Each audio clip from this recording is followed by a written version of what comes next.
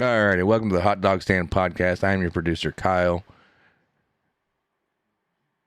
All right, one of your hosts here, Chris Wally, driver of the 51 Spartan Transportation Camaro in the IROC Challenge Series. And I'm Brian Rick, driver number 11 Supreme 3D Printing Chevrolet Camaro. I'm Brian McCann, driver of the number 3 IROC Transportation Camaro. I'm Neil Quick out of Fenton, Missouri, driver of the number 2 Spartan Logistics R&R Racewear Camaro, and I'm here just to say Brian McCann is a cheater. All right, on today's episode, we do have a special guest. We will introduce him here in just a quick second. We do want to hear from our presenting sponsor, Spartan Transportation.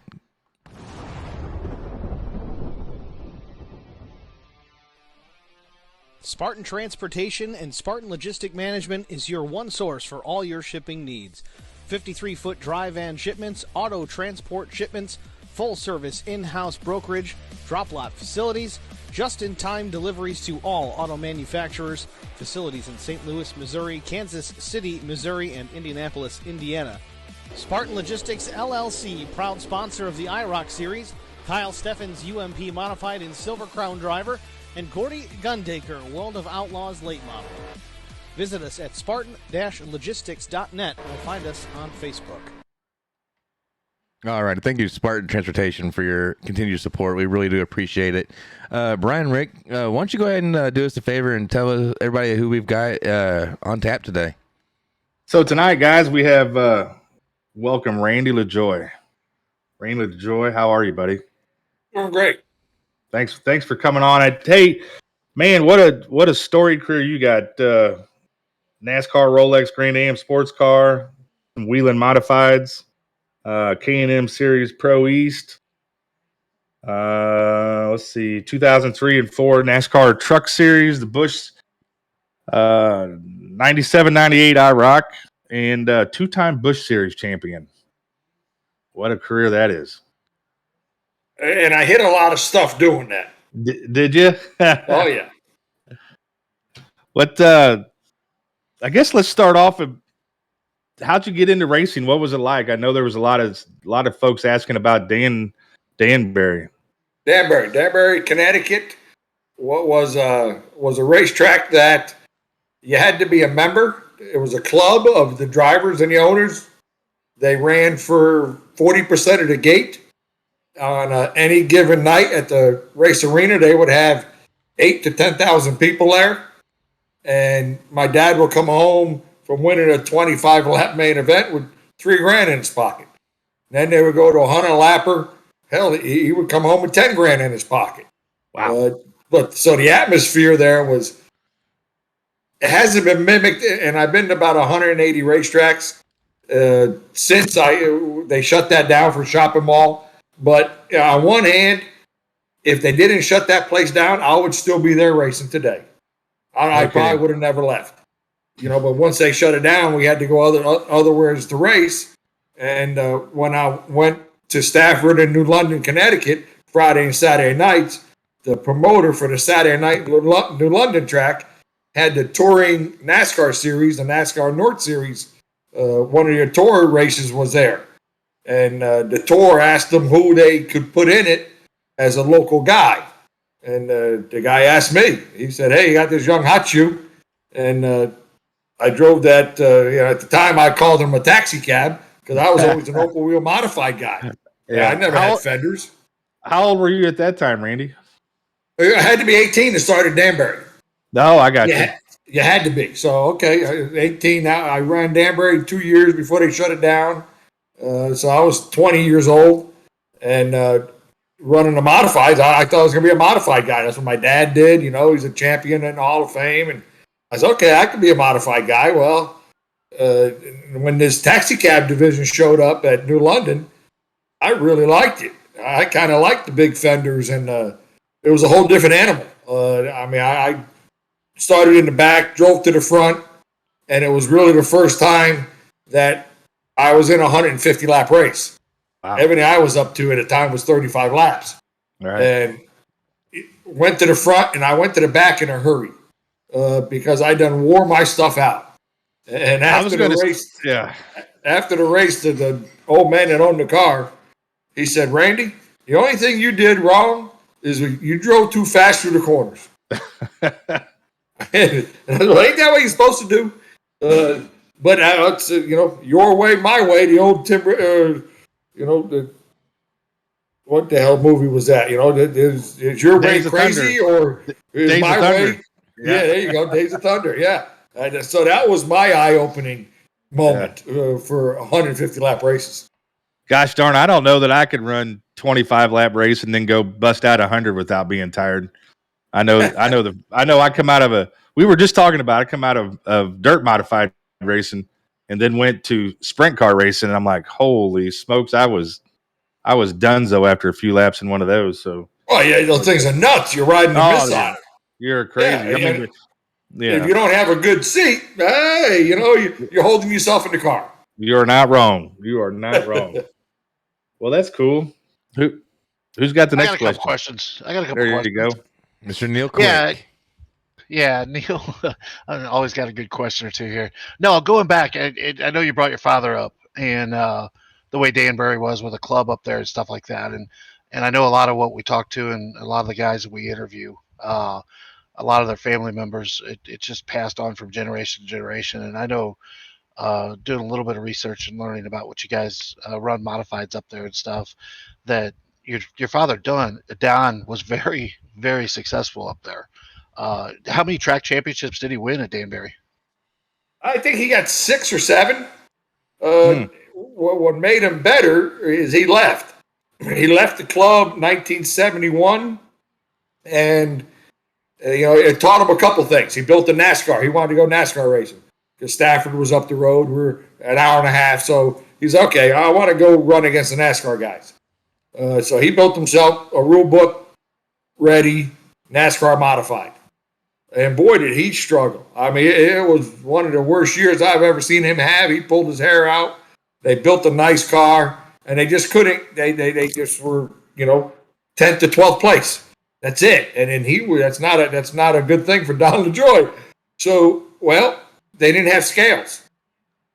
They happened the end of the year. They brought scales into Stafford, and they brought the first 5 cars on the scale, and they were like 2,200 pounds. And my dad, he was 3,000 pounds. He was 800 pounds heavy in a short track. So it made him realize that you can read the rule book, but you not necessarily don't have to put it into effect. Right. Because there was a lot of areas that you could lighten the car. Well, after he ran NASCAR for 2 years, went back to Danbury, built a new car, and just stomped their ass for about 2.5 years straight. He got her lightened up, huh? Well, yes, he did everything. I mean, he learned a lot. I mean, that Don LaJoie, I could never figure out my dad. After church on Sunday, we'll go to the shop and unload. He'll make a list with the guys of what they wanted to do. And it was always 20 things. Either they were cutting the suspension off, going out to the backyard in the junkyard, putting a new suspension on it. Would always try something different. And not always work. I mean, I said, boy, you just won the race and you run a great lap time. Oh, we'll be better. Okay. So that's what I grew up with a guy that always trying to get himself better. Yeah. Yeah. Seems like you passed that on to Corey too, just, from watching him and listening to him. And it seems like that he has that same mentality. They're both my boys are very talented racers, fabricators, and when they were growing up, I said, guys, I have a company. I was like, if you learn how to fabricate, you learn how to weld. I was like, you can always have something to do because somebody always needs something fixed.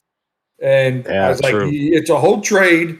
And they both picked it up. I mean, Corey is one of the best fabricators I've ever watched. I mean, he'll just look at stuff and build it, where I would have to build a template, and then I would cut it up and break it and try it again. But he's a whole lot better finish fab guy than I am.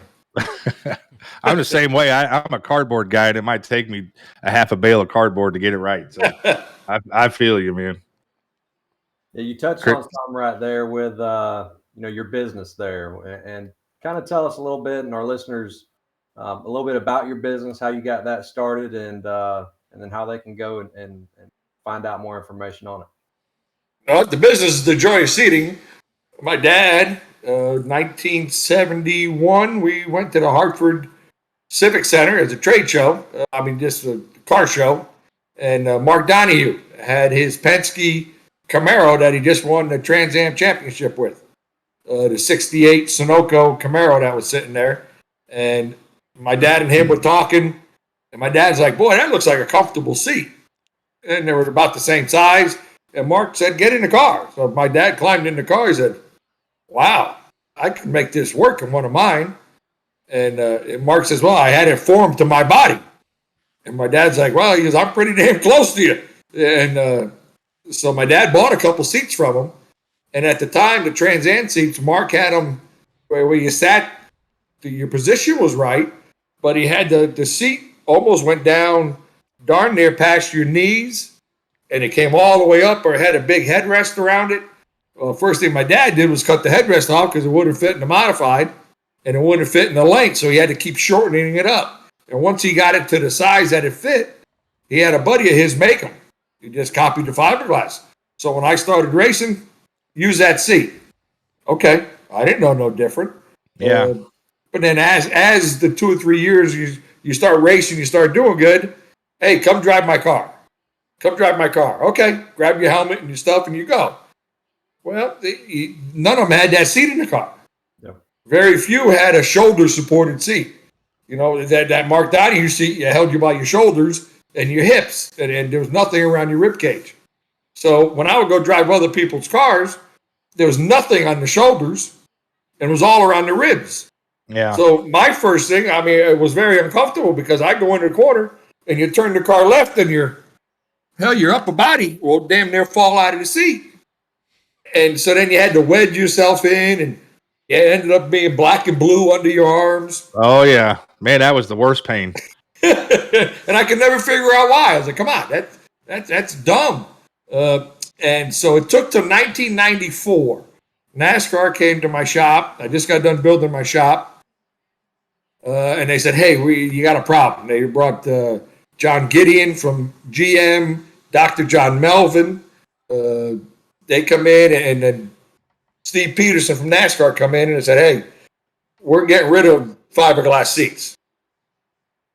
I said, okay, that ain't good for me. And he said, nope. And he said, you have to make it out of aluminum. We don't want to make it out of carbon fiber. We don't know enough about it. So you're going to have to make it out of aluminum next year. Okay. Even though I had a frame, because my first time at Daytona, when I went down there, I was 20 years old, 1983, and flipped my damn dick off, about killed myself.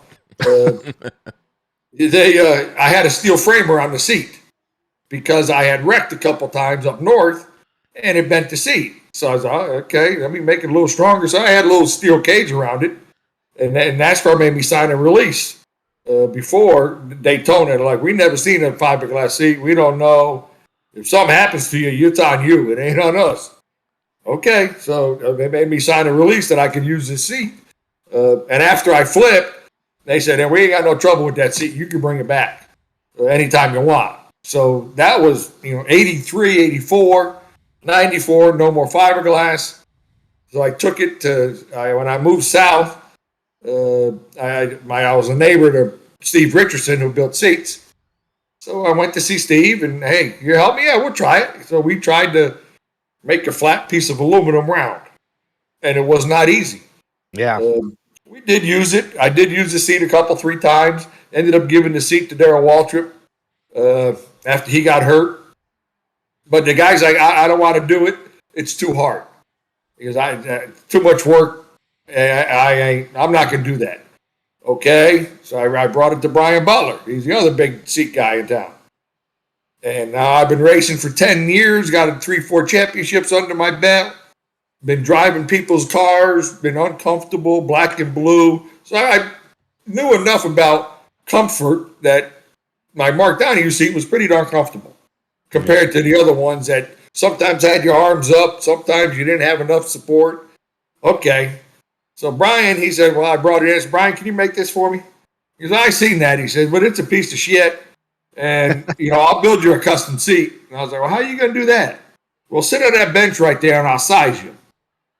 I was like, sit on a bench and you're going to size me. And this seat's no good. No, mine are much better. Well, that was the last time I was in his shop, and that was a long time ago.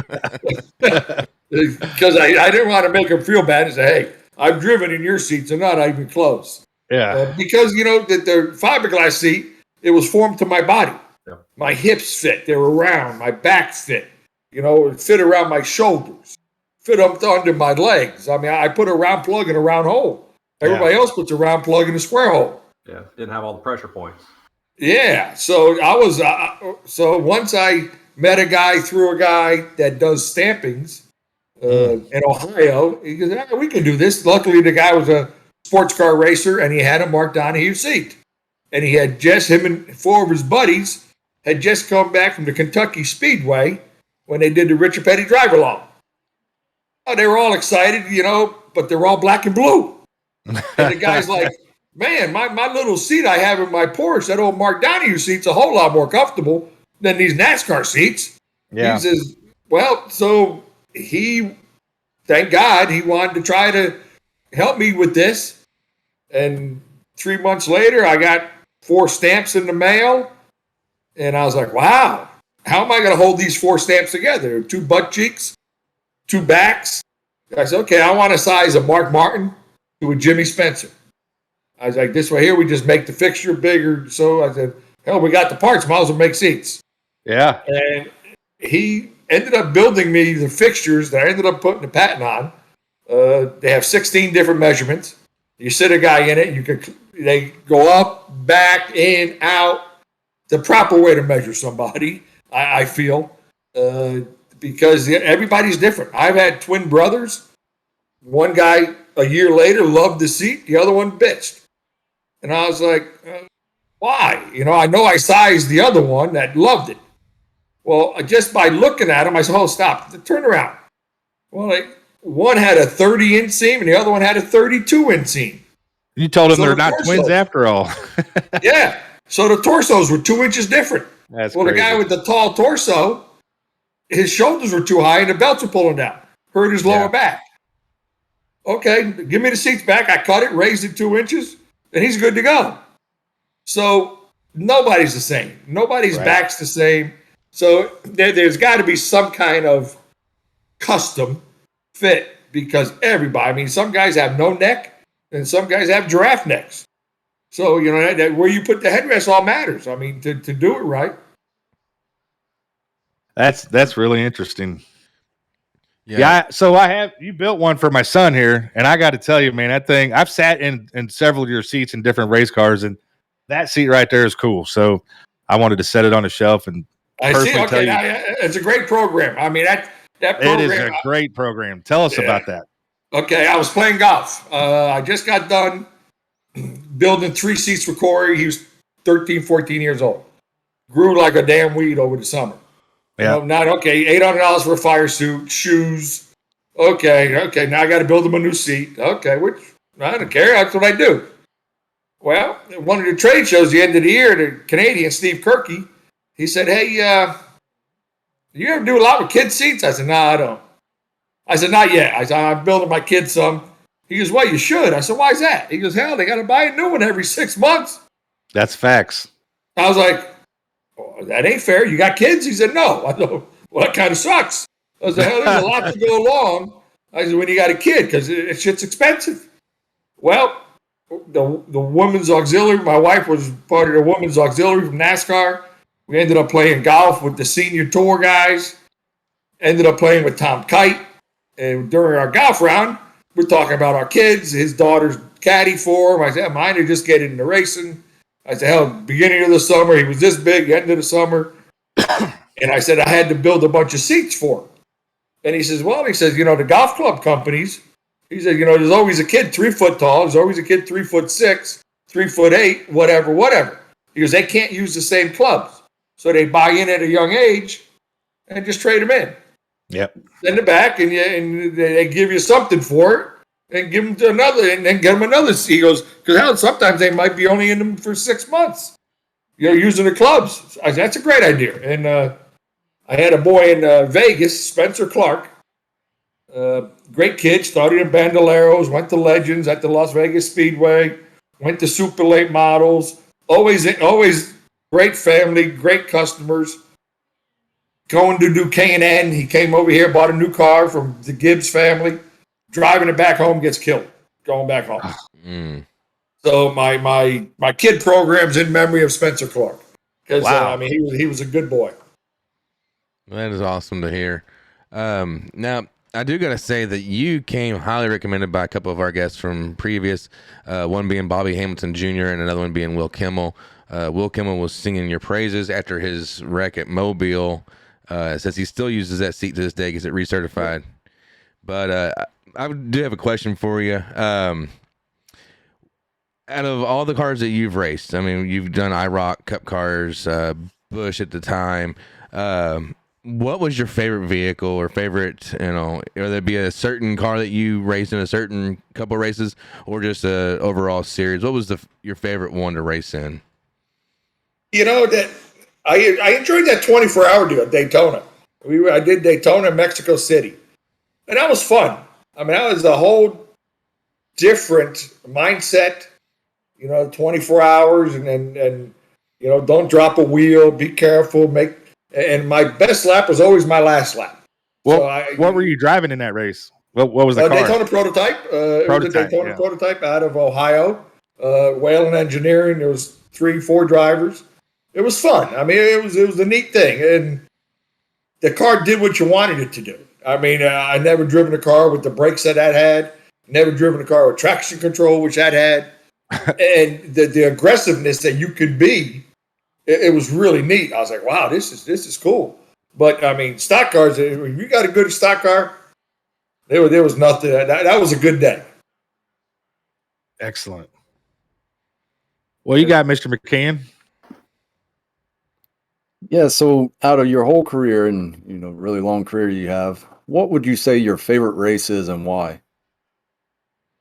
Well, at a very young age, there's a story. I've helped Bubba Wallace with this.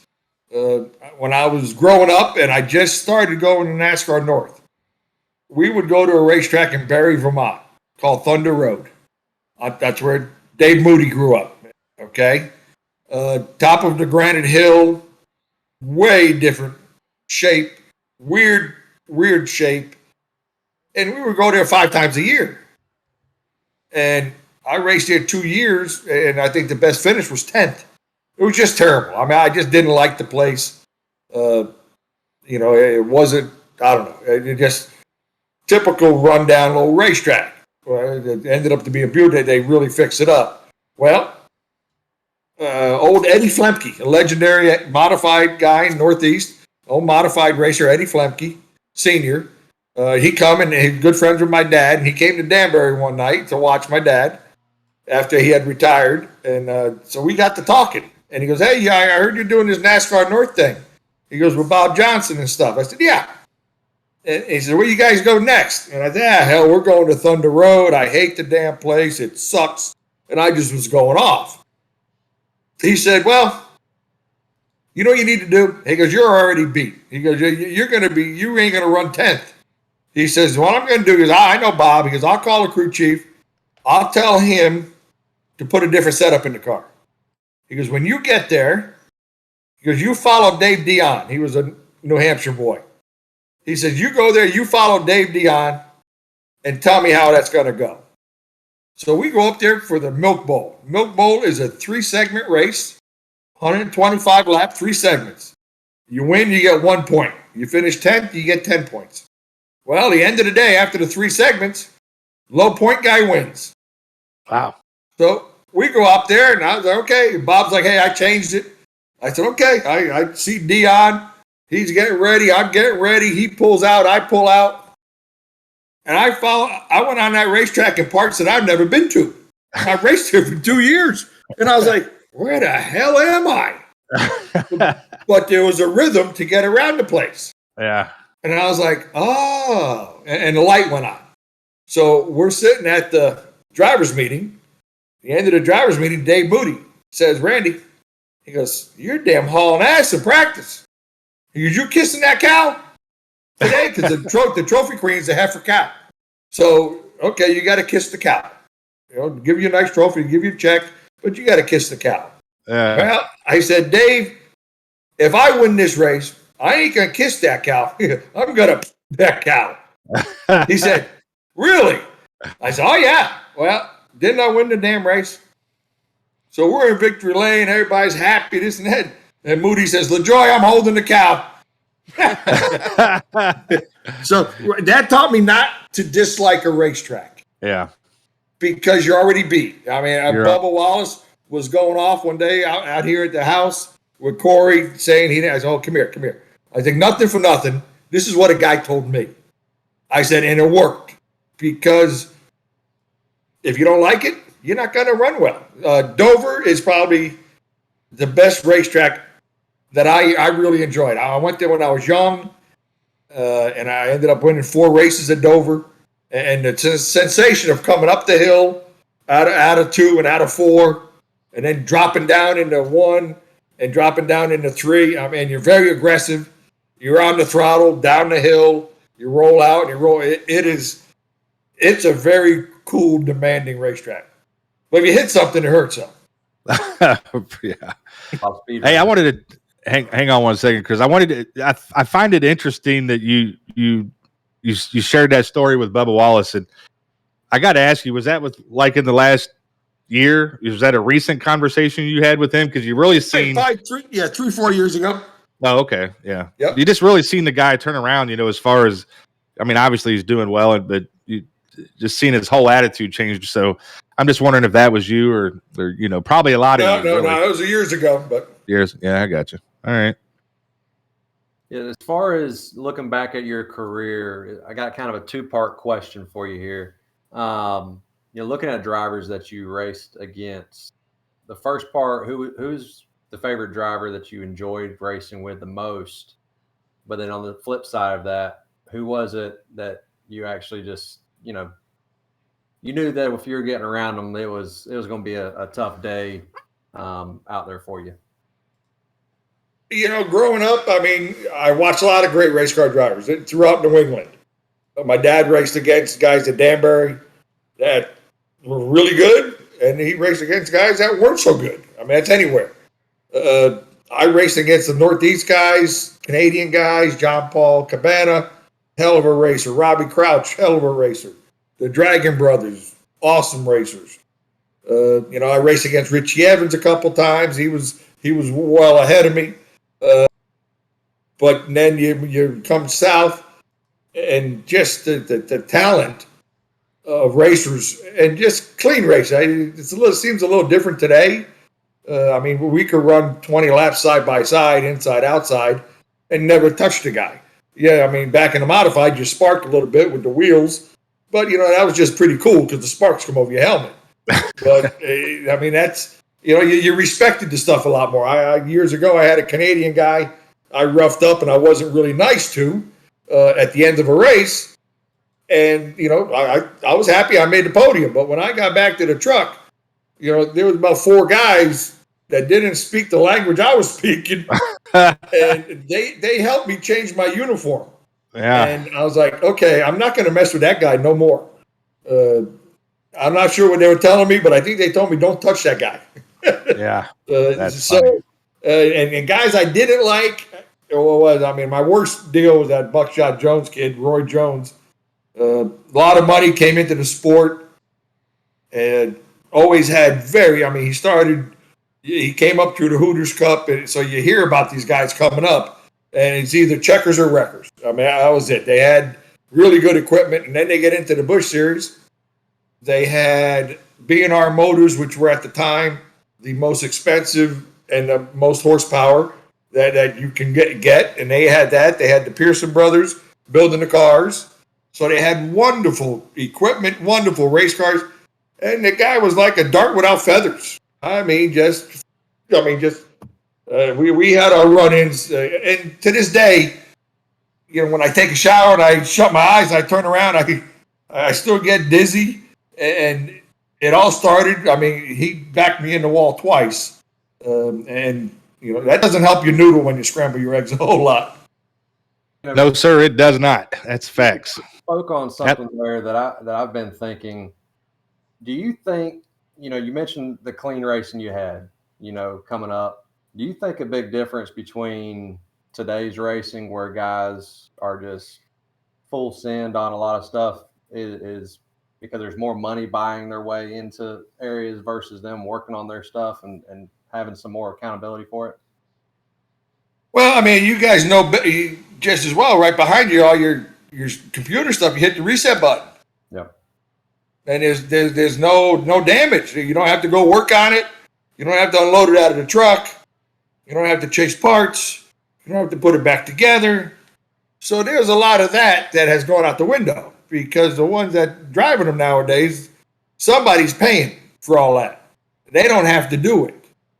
So the guys that do it and did it seem to have a bunch more respect, right, than the guys that hit the reset button 3 days a week. That's a great analogy, actually. That's really, really good. He's right, though. I mean, we're all racers. We've all raced cars in some sort of fashion in real life, and now we play on these computers, and you're right, man. We can hit the reset button, have a brand new car, and do it again in an hour. So I like that analogy. That's really good. You don't get the breath knocked out of you when you hit stuff on iRacing, do you? Well, Neil falls out of his rig, he said. Did you say you fall out? Yeah, but that's just, I'm out of shape. He needs a Rain LaJoie seat for his iRacing rig. They should make a big, like a body slap for iRacing. So when you crash, whack, you get whacked on the side of your damn body. What do they have? They have butt kicker or something, don't they? It's supposed to be. I don't have it, but it's supposed to give you. I don't know what it does, but kicks your butt. Apparently, it's a transducer that vibrates and makes you feel like maybe the rumble of the curbing or whatever you want to set it to. But that's all it does. I've got one. I mean, turning yourself black and blue from your neck to your waist. That kind of impact. That's right. Yeah. Yeah. That. Let's see. What was the next one? Who's up? Chris? No, I got one. Neil. Neil. And mine's a little bit of a rewind button. I know. Let's go back all the way back. When Dad's racing and you're coming up and you're coming to the age and going to the racetrack, what is your earliest memory at the racetrack? Well, at Danbury, we would go up. It depended. It was I have 2 sisters and a brother, and it was either boys' nights or girls' night. They weren't ever together, and it was only probably once or twice a month. So it ain't like we went every week. So when we did get to go, okay, we get up there, we get in line to buy tickets with 1,000 other people, and when they opened that gate, we ran to our seats to put our blankets down, and we sat in the same seats for as long until they closed the place. But there was sections. I mean, we sat here. Above us was the Stockwell section. Below us was the Patchen section. Stockwell was over here. Patchen was over here. Riley was in turn 1. So every driver, excuse me, had a section. And the guy had, my mom would take, I have him downstairs. She would buy every race. The guy would take pictures, heat races, semis, consies, track photographer would take pictures. Every week, my mom would get a load of pictures. Every accident. We have these scrapbooks that who started where, who finished where. It's amazing the track that my mom kept. So I remember just growing up, and she always dresses like my dad's pit crew. If the pit crew was always white pants and some kind of red shirt. Red and white. Sometimes it looked like the Coca-Cola guys. Sometimes there were stripes. Well, it was just a dead giveaway for LaJoie's kid. Yeah. And me and my brother, boy, he was a whole lot faster runner than I was. And then I was the first one to get tripped because I couldn't run fast enough. Damn, being a LaJoie. So it was. Sometimes you had to fight your way out of the racetrack. One day, my sister come back to the grandstands, sat down next to my mom and said, Mom, there's something wrong with Dad. And she's like, what do you mean? My sister's probably 12, 13 years old. And says, well, I just came back from the bathroom. And it says on the bathroom wall, Don LaJoie sucks moose cock. She says, is that bad?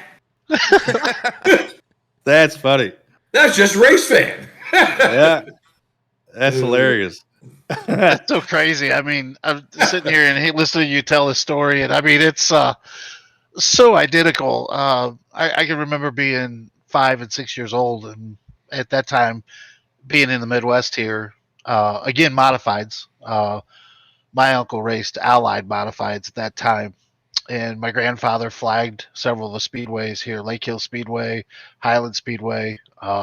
Lake Hill was a paved track that Kenny Schrader and Rusty and Kenny grew up at, but it just was one of those deals that always remember wearing the white pants with the yellow and red stripes down the side of it, and you had the polo shirt with the number for the car on it, and getting dressed up on a Friday or Saturday night. And I could remember Saturday nights being Highland Speedway and being dressed up, and there was 3 of us. There was my brother and my cousin, and we all grew up all really, really close, and all of us would be dressed up identically, basically, and a lot of us thought they were twins or triplets in the case, but just kind of laugh about that, because it's just a lot of the racing families and some of the old things that are very similar. You guys being up in the New England area, us being in the Midwest here, and same thing, and being modified racing, pretty cool. What do you think it was about white pants? I mean, I was the same thing. Grew up little, dirt tracks as kids, and everything was white pants at a freaking dirt track. I don't understand, but that was the style. What do you think that? I don't know. I mean, I think that 70s and 80s coming up through that part. I mean, I know down here, I thought the same thing. It's like, what, white pants and the bright colors, the reds, and I think the reds were in your family too, Randy. Oh yeah. Yeah. Show up at a dirt track now in a pair of white pants with a red shirt. What are they going to say to you? Yeah. So you get the weekend off from your asylum. Right. That's good stuff. Kyle, you up next, I think, buddy. All right. Actually, looks like Brian McCann is up next, actually. Oh yeah. So, what was getting the chance to race in the Cup Series like? Well, you're growing up and you always wanted to do that. So I did sporadically stuff for 1983, 1984, 85. Just we were going to go, we weren't going to go, being out of New England. We said, okay, we'll do a handful of races. I kind of destroyed the car at Daytona, so that kind of hurt the budget. So we just went back to bush racing and started dabbling into the Cup Series. Never really made a full effort to do it because I was pretty happy with what I was doing. So I think it was late 93, 92, 93. I was driving for Dick Moroso, and Bobby Labonte was going to Gibbs, and Bill Davis needed a driver for the 22 Cup car. So I was getting, Moroso was going to go a different way, so I needed a job. So I said, okay. So he was working on me. The Pontiac people called me, sent me to talk to Petty's, talk to Richard about that. There was an opening in Richard's car in the 22 car. And I gave Pontiac, they're like, okay, we're going to do this for you, I said, oh, that's nice. Okay. And Bill seemed to be the best opportunity to go with the 22 car. They have a new bank coming in. He was all excited. He was getting a ton of money. Okay, this is going to be good. Okay. So I knew something was up when I go to do the postcard. You got to go a month before the season and take pictures with the postcard, take pictures and all that stuff. And you got to shave. You got to put a jacket and suit on for postcards. I was like, huh? I got a damn beard for 20 years. What the hell? Okay, I'll shave. I don't care. Well, I didn't make 14 races. It was terrible. I mean, we didn't run good. I mean, run 20th or so. Just it wasn't growing up. I wanted to be a cup racer. I mean, I didn't want to go be a cup racer to run 20th. That's not what I wanted to do. But that's where we were. And I was like, I'm not really having a lot of fun here. I had signed a 5-year deal with Bill, and I was like, wow, this is gonna be long here. I said, we're gonna have to get some people in here. The crew guys he had worked for Mark Martin, and so they had all the setup sheets that Mark Martin had, 3 years prior. Well, now different cars, different that. Well, hell, my dad's a Hall of Famer. He would come to the races, and after the practices, my dad will. What do any good crew chief do after practice? They look and they read the tires. Okay, you got the tires that are touching the ground. And my dad would come over to me and say, hey, come here, look at this. And you go to the right front tire and he said, look, your camber's messed up on this thing. You're wearing half the tire on this over here. Said, what about the left front? So he say, hey, you guys got to change your front end settings. These tires ain't no good. You got to get the tires on the ground. That's what Mark Martin ran. What the hell? Put the damn shims in the car. Put the tires on the ground. So I only made it 14 races. They shit canned me, and I was like, okay, I'm done. They never paid me. Wow. And I was like, you know what? I'm not quite sure I'm cut out for this cup stuff.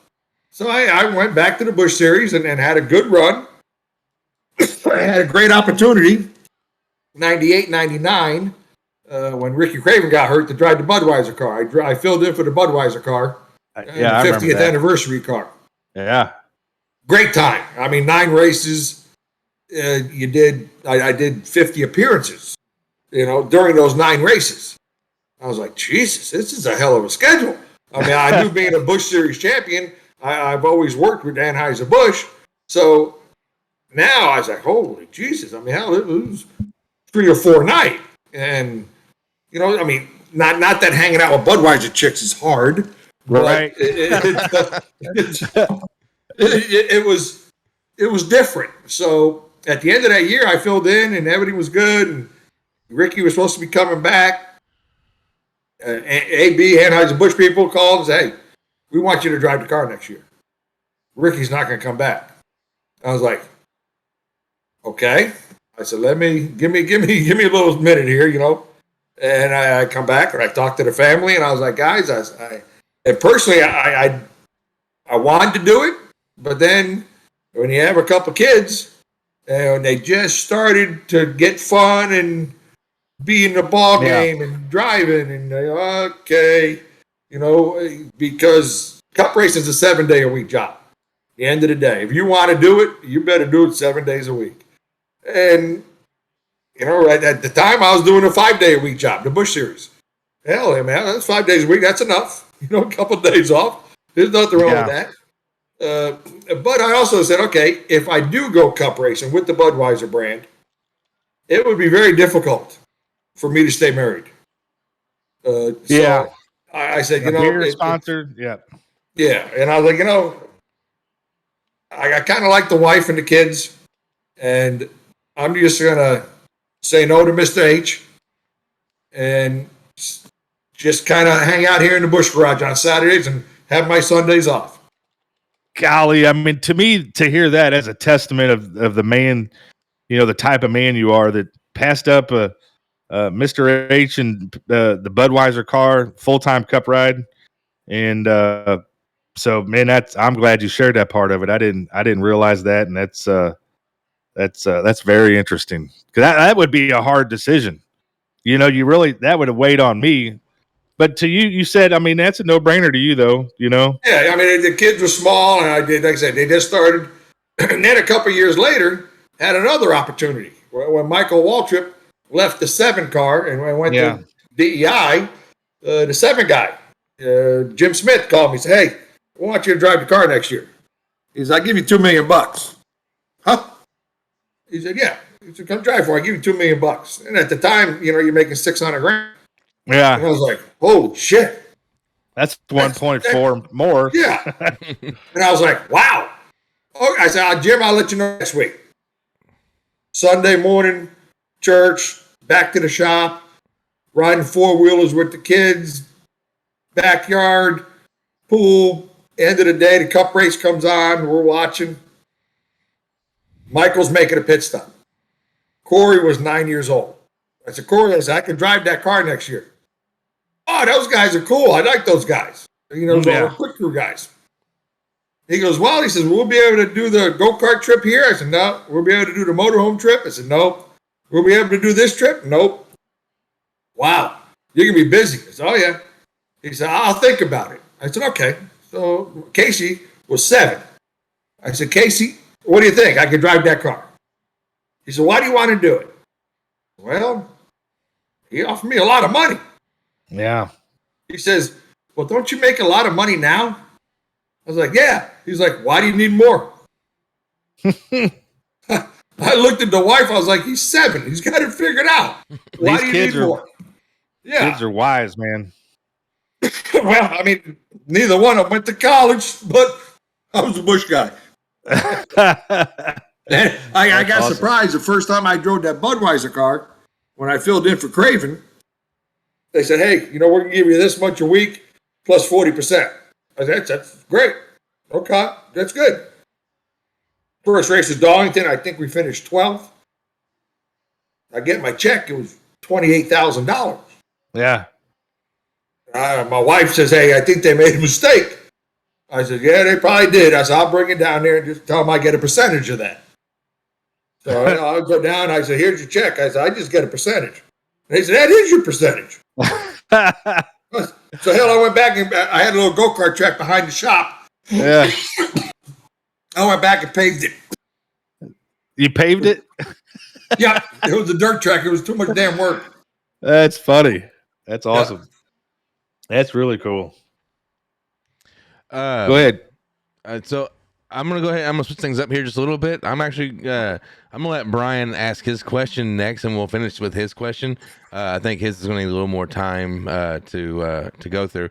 So I'm gonna ask you here real quick. I said let's talk about the 1997 Food City 250 with the incident with Buckshot Jones. Buckshot referenced this on the Dale Jr. download actually just a handful of months ago. So watching that replay back of that race, it looks like you all kind of maybe got a little heated at each other. What was going through, your mind as all this was kind of coming out, should we say? I mean, me and Buckshot had a couple of run-ins. I think the first one, he was mad at me, which I didn't do it. His rental car got jacked up and put on jack stands in the parking lot overnight. And they all threw me under the bus. Like, yeah, I did it. Fuck off. But I had nothing to do with it. So we were running Talladega, and I started right behind him. And he always had fast stuff. His stuff was fast. So if you could run with him, I mean, you were going to have a pretty good day. Well, we get going. Well, I got a train. I got a damn 10 cars behind me. And I'm not a big Buckshot fan, so I'm figuring out ways that I can hang him out to dry. So, okay, about 2 laps, I said, okay, I got the pack behind me. We get a run, come out of 4.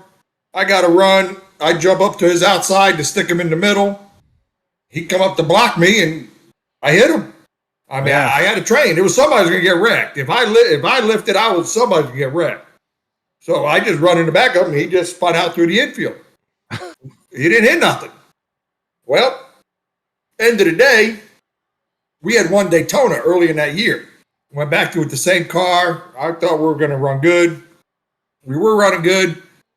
Run out of gas twice. On the same lap. I was like, oh, imagine that. I was like, we run out last time. Or do you think the pencil's different? So I wasn't having a good day. So, okay, the end of the day, I'm pissed off. Take the checker flag. Going down to turn 1, I take my helmet off, hang up my helmet, take the belts off, go down the backstretch. Buckshot's down the bottom of the backstretch waiting for me. I ain't paying a whole lot of attention. I'm still whistling probably 120 mile an hour. He turned right into me and wrecked me. Caution. So I go spinning down through the infield. Mad. Oh, Jesus, I was mad as a hornet now. He's down in the infield, and I see him. I was okay, that's it. And I damn gas it up like John Force. Thank God it was raining earlier. And I had trouble getting out of the let me get the hell out of the infield. Because obviously I wasn't going to just go up and hit him. Yeah. So I drive it into the pits all tore up. Like, you got to go to NASCAR truck. Yeah, okay, not a problem. And I go in there, and Buckshot was in there, and I tripped getting in, and his face hit my knuckles. So I don't know. So we go to, and I always told the kid, I said, listen, I was like, if you don't have to hit somebody when you pass them. You don't have to. You make that decision. I said, you don't have to run into people. I was like, and don't run into me. I was like, if you run into me, it's not going to be good. He's young at this point, right? He's yeah. So okay, we go to Bristol. And I'm running in the top 5, and yellow comes out. Some spotters, you see the guy backed in the fence. What happened? Buckshot got him. Okay. And you see all the pit crew guys, standing on the wall, flipping them off. Oh, yeah, I look on the board, Buckshot's at the bottom of the board. Okay. Well, hell, towards the end of the race, Buckshot's coming up the board. Okay, he's right behind me. Okay, well, he run right behind me. He jacked my ass up, come out of 4. I was like, you little son of a gun. So he got by me, and when I got to his bumper, I didn't lift. I went into 1, I didn't lift. He went up the hill, and he backed up in and made his car look like a damn gremlin, shortened up the back of it a little bit.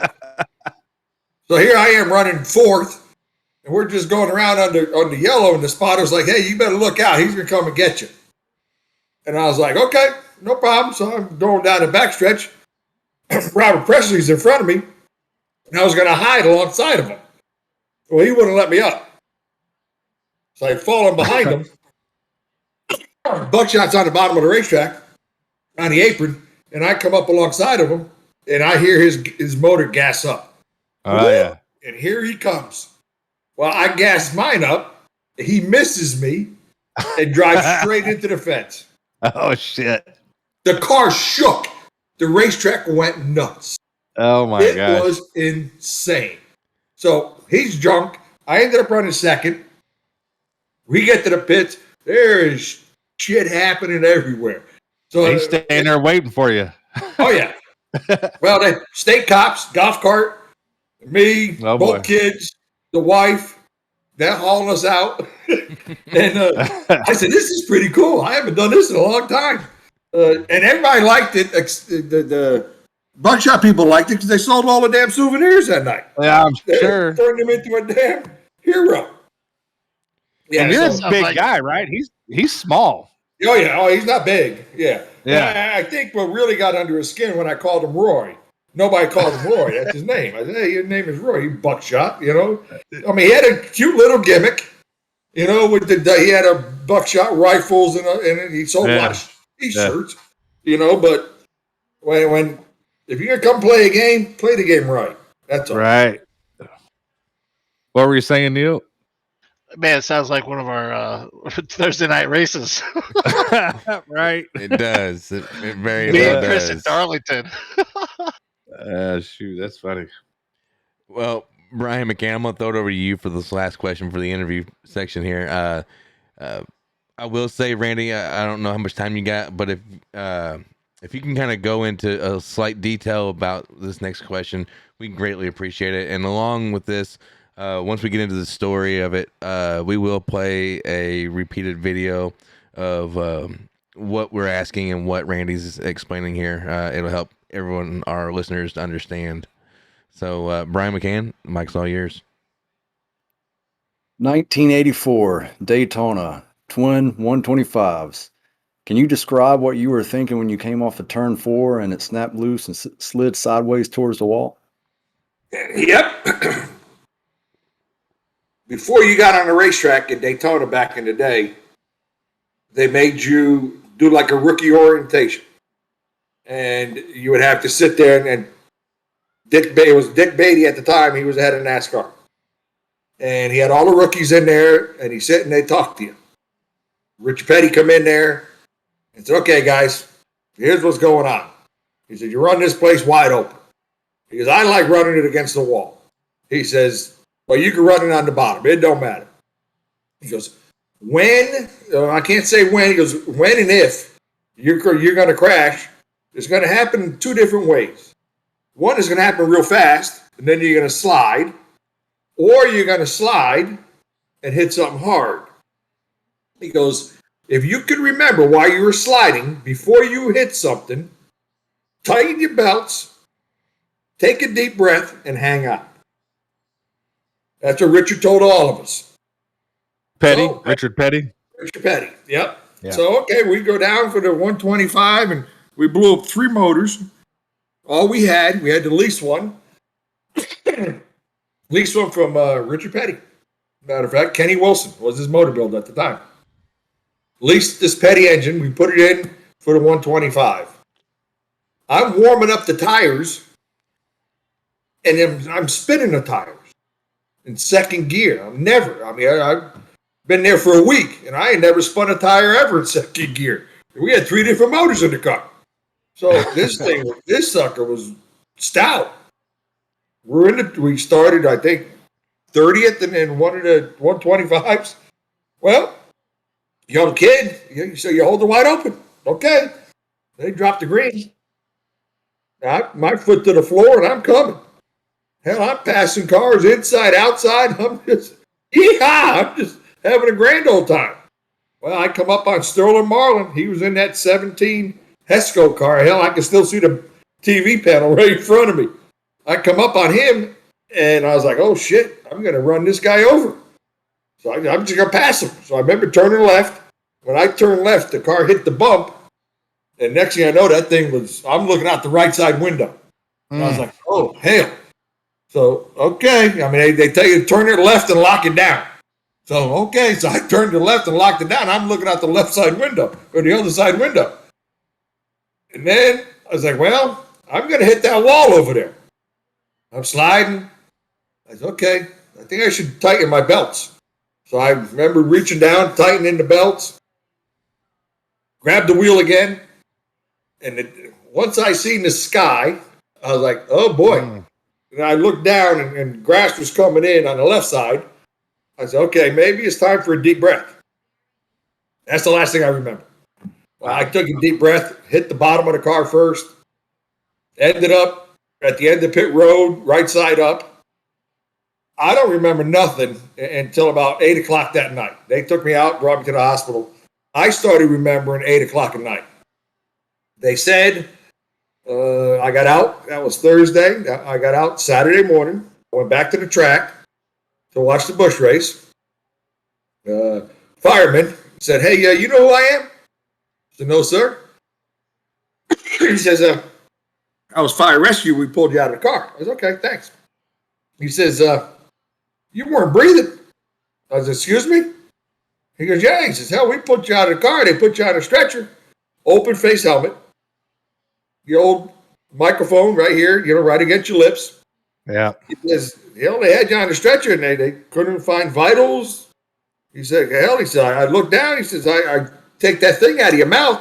He goes, your microphone. He goes, it was kind of stuck in your mouth.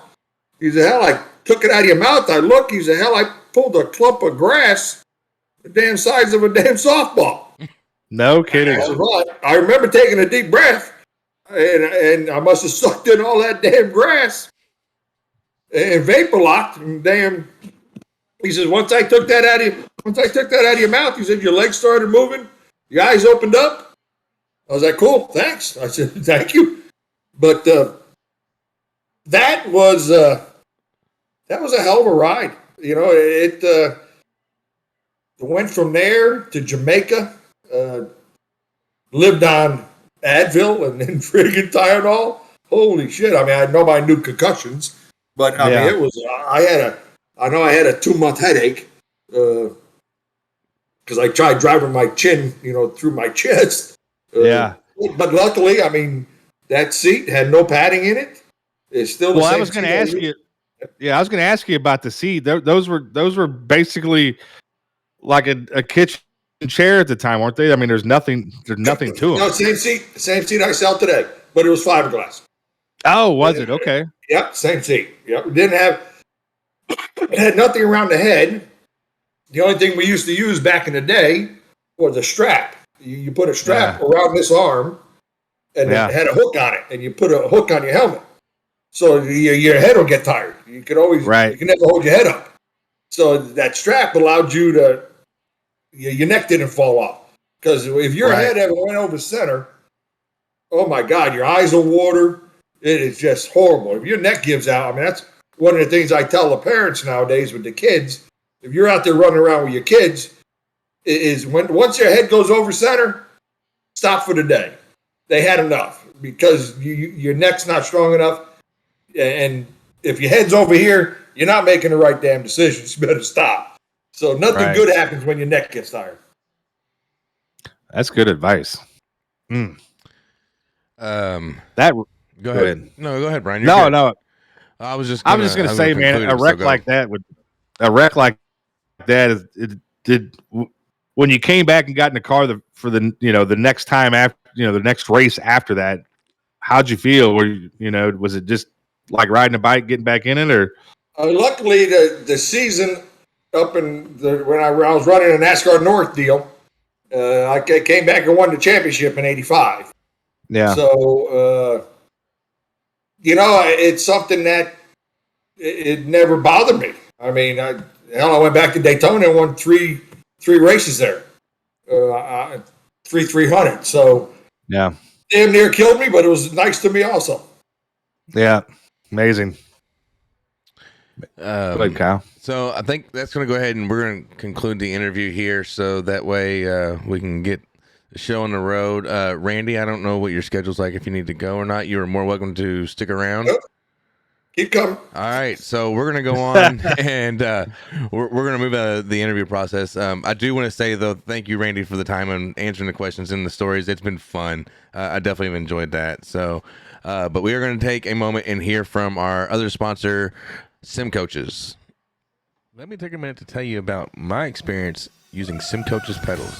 I myself am a current owner of the Sim Coaches P1 pedal hydraulic pedals, and I have to say they have made my racing so much better and easier, and I highly, highly recommend that you go and you check out these pedals and get a set for yourself as well. You'll find yourself able to get into the corner deeper, brake harder, exceed the limits that you normally would take.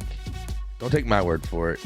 Go check them out at simcoaches.com and use our promo code to get 5% off IROC at checkout, or visit simcoaches.com/IROC to receive your 5% off. Thank you. Alrighty, and we are back. Thank you, Sim Coaches, for your support as well. We do appreciate you. So we're going to go into our next segment here, and it's going to be, as everyone knows it, green flag, black flag. And Neil, I'm going to let you take it from here. Yeah, guys, got 4 questions for this week. I'm going to throw out to you guys, and it's green flag if you agree, black flag if you don't, and you can put your 2 cents in, opinion of why you're saying green flag or black flag. But starting off with question number 1.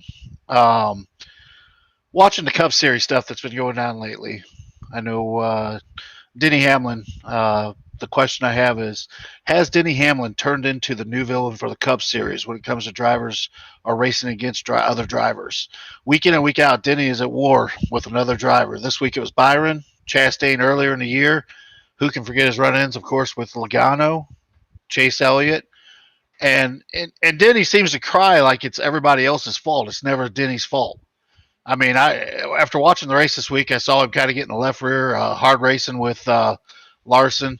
But I'm going to tell you, my own opinion I'll give you at the end of this, but I'm going to pass it around here. I'm going to start with, let's start with Brian McCann. What do you think on Denny Hamlin?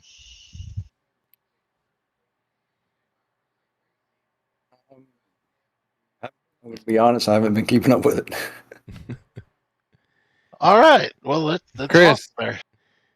Yeah, so I'm gonna go black flag. You had a lot of points there. Is he the new villain? I don't think he's the new villain. I think that Denny's fast week in and week out, and those guys are too. They're getting down to a point, at least right now, getting down to where it's race or go home, run well or go home. So they're all fighting for inches out there. His run-ins with Ross earlier in the year, I thought it was Ross on that deal. So I don't know that it's Denny being the villain, but it's definitely hard racing with Denny and a whole bunch of other guys. Okay, I can agree with that to some parts and some extent. I mean, Yeah. Ross Chastain gets chastised for this, but Denny Hamlin's okay in your opinion. All right, Brian, your call, buddy. Well, here's what I think about Denny Hamlin. I think Denny Hamlin he has 23XI now. I think that I think his patience level is, or maybe patience isn't the right word, tolerance. I think his tolerance level has changed a lot. I do think that he ran Byron up the hill this past weekend, but I don't know that Byron should have spun him out. So I don't think he's a villain. I think he is just not going to tolerate much. I don't know how to put it. So I guess I don't think he's. We'll just say that you're kind of neutral on this, right? Yeah, I'm neutral. I mean, I think he's just getting up there, and he's got his own deal, and his give a shit is intolerance is kind of different now. So I'd like to hear Randy's take on this. I'm not a fan. Never have been. Of Denny Hamlin, Yep. Yeah. So I wouldn't mind him paying some people back. Have at it. Come on, that brings drama to the races. That's it. And if they wreck somebody, it's another spot for the kid. So cool. We'll take all the spots we can get. Hey, that's a good way to look at it. That's good stuff. Well, I mean, he's when driving home from Connecticut years ago coming home from Christmas, families in Connecticut. Coming home, we got a flat tire. We pull over in Alexandria, Virginia, change the tire, and that's Denny Hamlin country. Yeah. So okay, we could go to a repair shop, and I go in and start talking to the guys, and repairing the cars. Oh, you guys, Denny Hamlin? Okay. Oh, screw that guy. He's a jerk off. And I was like, well, he's a local hero, ain't he? No, he's a damn. So okay, it gave me a different perspective that I never knew. I mean, this is a hometown guys. And so I was like, okay, maybe there's something to that. Him and Corey have gotten into it on Twitter world, I guess, years ago. I don't do any of that stuff, so I could care less. But I guess they would hash back, and I said, Corey, you're not even close. I was like, that guy's got 70 wins, got FedEx in his pocket. He has a lot more people liking his stuff than your stuff. Yeah. I was like, you're not going to win with somebody who has more likes than you got. I was like, he's a Nike athlete. I was like, so you got to watch the fight you pick on that Twitter shit. So it's I don't know. It's I guess for being on the outside, it's just kind of fun to watch. Yeah, I guess my thing with Hamlin now that I'm hearing everybody else, it's just his attitude, his arrogance. I mean, he does have 70 wins, and he does have FedEx and Michael Jordan and everything. But dude, you put your pants on just like I do. You know what I mean? And it's just the arrogant attitude that I don't like, I guess. So anyway, what's your opinion, Kyle? Yeah, Kyle, expand on this. All right, so here's my thought is I'm going to go black flag. I think more black flag for sure. I think Denny's to the point that, here he is. He's getting up in his age. He's getting up in his time in NASCAR. His time is running out. It's soon to be Denny Hamlin, the team owner, and not Denny Hamlin, the driver. And he wants that championship. He has not got a championship. He's got all these wins. He shows great talent out there every year. I mean, you look back 2 years ago, him and Harvick dominated NASCAR. Even last year, he dominated later in the season.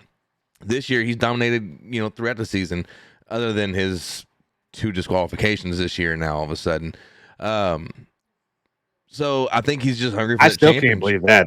Yeah, especially I can kind of believe a little bit from this past weekend, but the Pocono incident, I can definitely understand the alteration.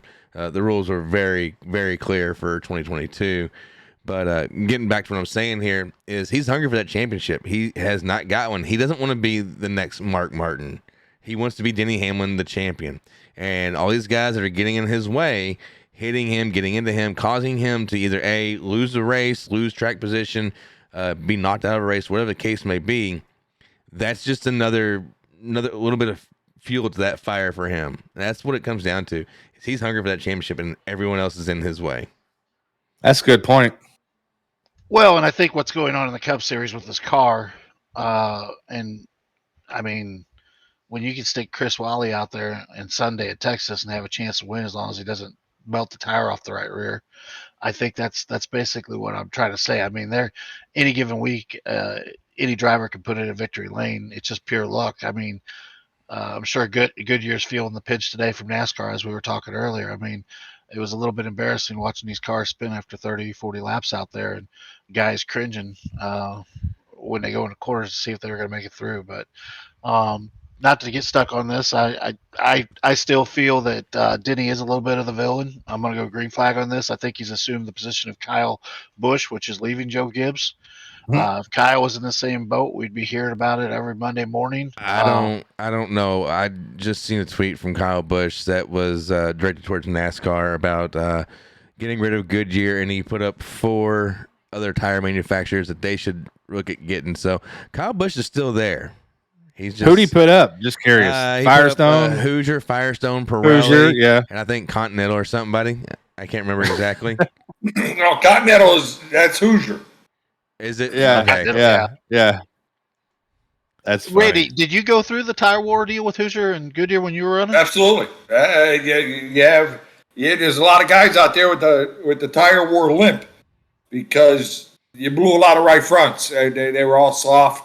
Everybody was going for speed. They didn't care if they lasted. They were just going for speed. And that's what that tire war did. And, not saying Goodyear they had a tough task ahead of them with this new wheel, the new tire, with these. Okay, I mean, there's a lot of quote for speed versus durability. Always has been. But when the engineers just want the speed, they give 2 shits about the durability. Right. That tire is better with 11 pounds of pressure in it. It gives you more grip. It'll be 3/10 faster than a tire with 18 pounds of pressure. So they go with 11. It will build up to 18, but the damage does, what that 11 pounds does for those 3 laps, is going to kill it at the end of the 40-lap run. Yeah. So, it seems like there was throw a number out there, 31-second flat. Okay, you run 31 seconds, you weren't going to blow no tires. But if you run 29.90, at the end of that run, you better look out because you damage your tire at the beginning. And with these new cars, hell, they get to mess with the toe, with front and back, camber front and back. And Corey's always they always find out 2 weeks later the hot setup because they don't get no information from anybody. But it's amazing what a little bit of toe does, and it just puts a lot of load on the tire different. And it makes the car react different. That's what the guys are finding. This car, with the different sidewall that they don't have interliners no more. Right. That's another thing, the guys with the interliners, you can almost slow it down before you hit something. But without the interliner, you're just going for a ride. Yeah. Well, and I think a lot of it too. I mean, you saw it at Bristol last week and Texas this week. I mean, these cars are going faster through the corners. I mean, the guys are saying that. I mean, it's a situation that the loads and what's being put on there hasn't happened before. Junior referenced that during the race. He's like, man, these guys running the high side in that compound. The load on the tire is way different than they were with no compound on the bottom. So, it might be something to that. What Corey say? What was his opinion after the race, or did you hear one? he just left. They just just had his birthday party, and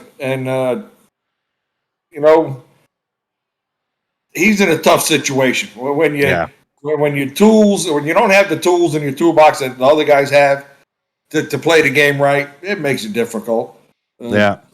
He was never comfortable all day. He bitched about the car all day long, but hell, I think 10 laps ago he ran his fastest lap of the day.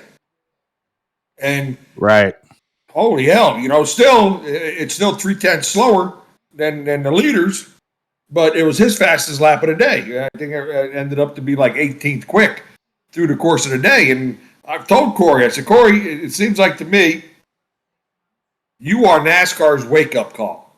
I was like, when guys are driving on Sunday and the 7 car or whatever car you're driving, whether it was a 32 car a couple of years ago or the 7 car now, when somebody gets passed by that car and you drive away from them, I mean, all I got is a computer screen and it shows the lap times.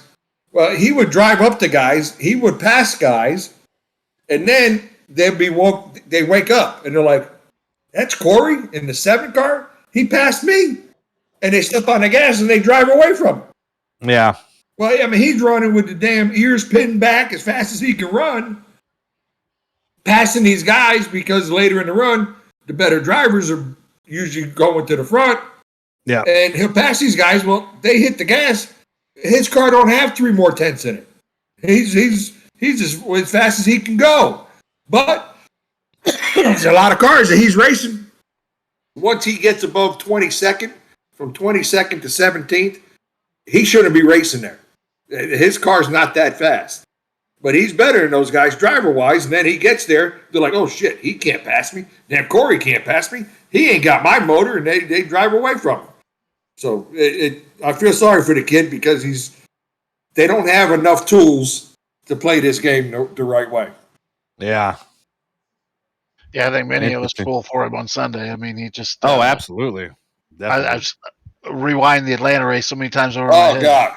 Yeah, I haven't been to a Napa since, or Hooters. All right, I'm going to make these last 2 pretty quick here. Keep moving. Question number 2, Kyle Larson, when asked about Texas Motor Speedway, what should they change? He basically said, tear it down and start over. Simple green flag or black flag? I'm going to go around the board here. Chris Wally. Green flag. Tear it down. Okay. Brian. Black flag. You want to keep it. He's good on surprised. it. That's why. Yeah, he's just fast there. He just likes it. Brian Rick. His racing's fast. I'd say make it a dirt track. Oh, my God. Kyle. All right, so I'm going to expand a little bit on my answer real quick here. I'm going to go green flag with Kyle Larson on this one.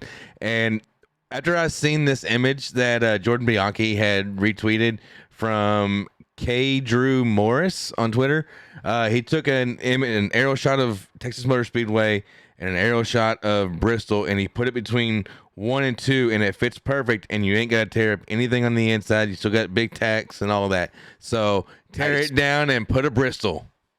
All right. Randy, what do you think about this? It was screwed up in '94 when they built it.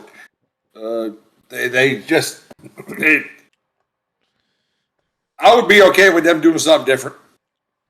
Yeah, I think we all agree. I definitely agree. I'd like to see something else down there and see something that provides better racing for everybody. So we're going to jump to the next. Hang on, Neil. I got one quick question I want to ask Randy real quick while we're on the subject of track demolishing and whatnot.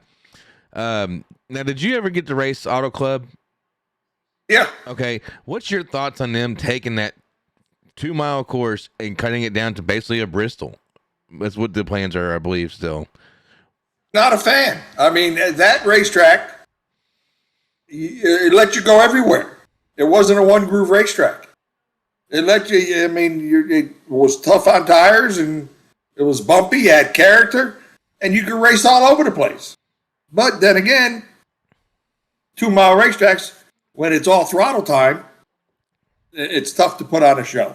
Yeah. You can't, if you got 100% throttle, and you're on throttle 98% of the time, then it comes into a money and That's not a engineering. driver's. That's not a. No, that's no. not a driver's talent deal there. So Correct. Yeah. But I mean, then the track gets wore out and they slip and slide around. Yeah, man. I always thought they put on a good race. I mean, that place always took your attention because hell, you haul ass. I mean, you're on the throttle a lot. You go into one, you come off that wall, you get a hell of a sensation of speed. Yeah. 2 years ago, me and my wife made a road trip to Texas and got a chance to stop in at Texas World Speedway. They were tearing it down. They were already in the process of it, and we drove up on it and got out of the vehicle and got to walk the track. And just I was imagining what that track, what kind of racing it would produce, because it looks a lot like a Michigan or a California there. Texas World? Yes, sir. Okay. Yep. So that was You run it? No, never raced it. Yeah. Heard it was nice. Yeah. Yeah. So it was shaped a lot like Michigan there, and so something like that. I thought at Texas, because obviously everything's bigger in Texas, right? So a track like that, I thought would probably do better now than what they got. Yeah. I mean, it's crazy to think about, like Texas World and Rockingham still sitting down there. I mean, some of these places, it's great to see Wilkesboro come back, but man, love to see Rockingham come back. I know it's definitely a place Randy's been to, and it's the worn out pavement type tracks that puts the racing back in the driver's hand. I'm a big fan of. I mean, I just like to see these guys not be wide open all the time. Kind of like old Atlanta compared to what it is nowadays. I mean, on iRacing, we all complain because it's another restrictor plate race, waiting for the next guy to make a mistake to clean us all out. The way it used to be, I mean, you could run top, bottom, all over, and you're slip sliding and driving it. So interesting, but I think we all kind of have the same opinion on this deal here. I tested. Here's a test story. Went testing with the Hendrick group when the Budweiser car to Texas. Gordon was there, I was there in the Budweiser car, and we had a test car. Test car was one of the most trickiest things I've ever seen. The damn body moved forward and back 4 inches. The floorboard moved up and down 2 inches. It was the damnedest thing I've ever seen. Gordon jumped in his new car. He whistled out there. I'm sitting there with the engineers, and comes back in. Okay. Yeah, I felt this. Okay. He says, tilt the seat. He says, you guys mounted the seat. You didn't mount it. He tilted the seat 3/4 of an inch. Left side low. Yeah. He's, I'll pick up 3/10. Turn that seat. And he got in the other car and left. Gordon said that? Guys. Gordon said that. So I was like, tilt the seat 3/4 of an inch. He's going to pick up 3/10. I was like, this damn kid, he's damn from California. He's different air. Well, he went out in the test car. He came back. They had the other car twitched. He goes out 3 damn tenths quicker. That's a Ever dirt since track then, I thing. mounted my seats 3/4 inches low on the left side. I don't know why. It was good enough for him, but it levels you out. It levels the driver correct. out. And about 3 hours into that test, water started seeping, going into turn 3, up in the high groove. So we had to stop. And I was like, okay, what the hell are we going to do now? So they go out there and they had a big saw and they cut a groove so the water go down the groove. Well, okay, that worked for a little while. And then it didn't. So they said, okay, we're going to drill a damn hole in the middle of the racetrack. About a 1-inch diameter drill. They drilled down about 4 foot, and you would have thought we hit that damn rock and water. Friggin' water shot out of that damn 50 feet high in the air. And I was like, oh boy, there's a problem here. I mean, I couldn't believe it. I was like, what the hell? So they drilled some more holes, and about an hour later, we were running on it. And I was like, that's funny. So, I mean, the place is a damn mess from day one. You know, that was 97, 98. And it's, I wouldn't mind. I mean, seeing, I thought, well, maybe because Corey runs so well, but I thought Atlanta, I was a big fan of the old Atlanta. I mean, because people should do that, the old Atlanta before they put a dog leg in it. Yeah. Because that was just a great, great racetrack. Yeah, I agree with you. And Yeah, I definitely agree with you on the finish of that one too. Let's go to question number 3 and then call it a quit after this on green flag, black flag. But question number 3. If you were Tyler Reddick, would you be questioning your move to 23-11 for 2024 after another strong performance and a win with RCR? Green flag or black flag? Chris Wally. Black flag. Here's why. Michael Jordan. Deep pocket. I'm telling you, they're going to have the resources. They're a new team. Obviously, the car has helped with the success of some teams being able to kind of get up there and race with the big guys.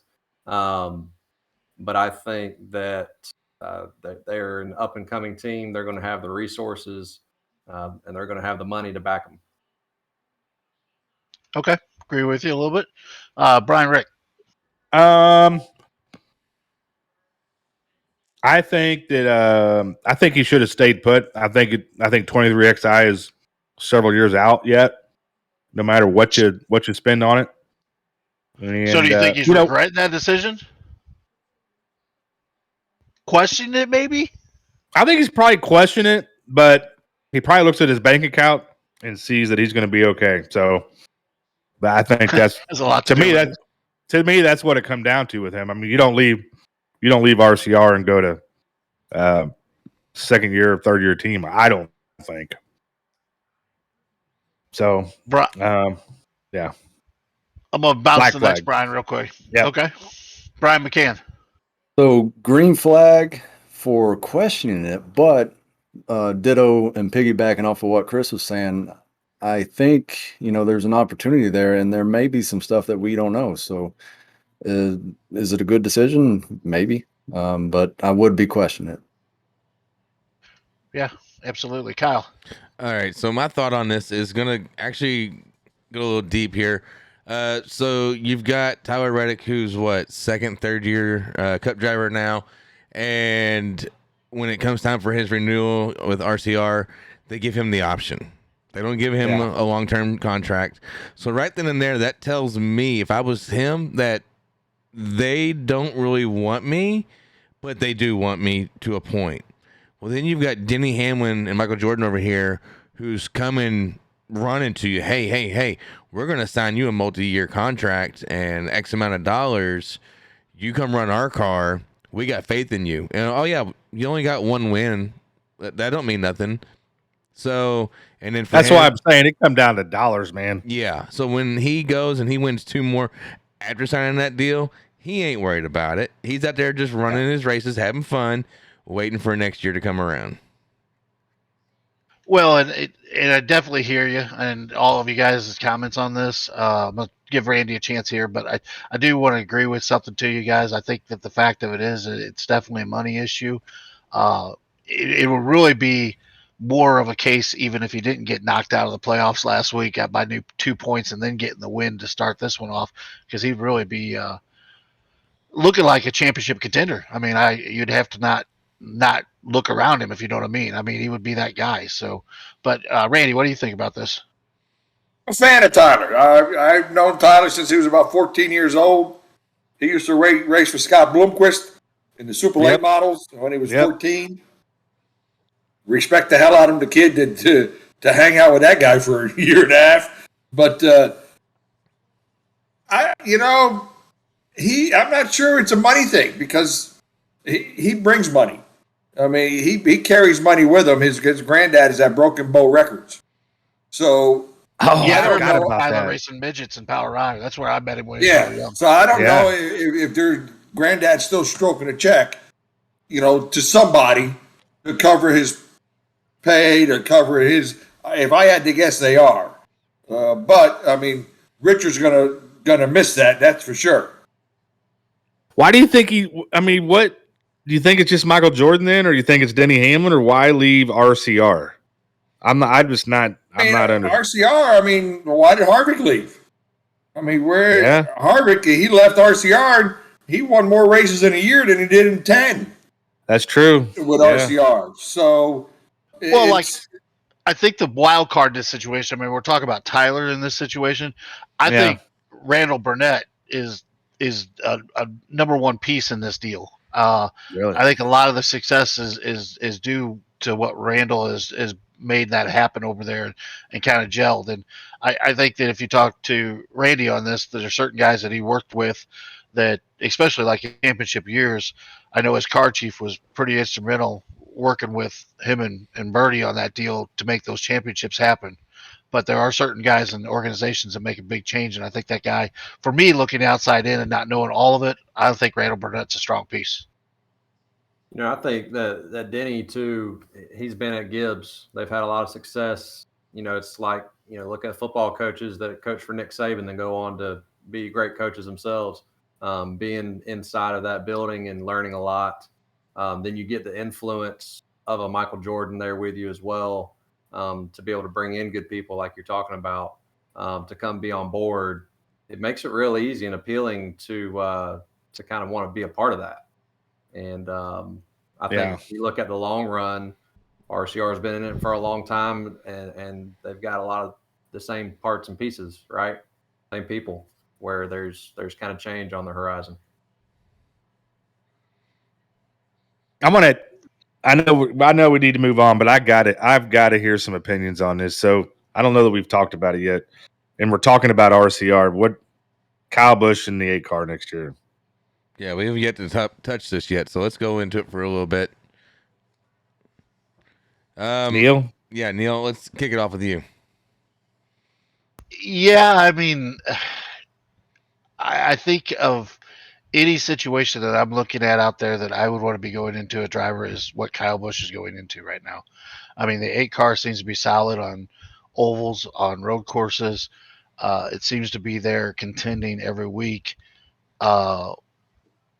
with a lot less mistakes. That being said, you got to back up and look at these races and what is happening on Sunday. I mean, how many quality cars were out of that race due to what happened?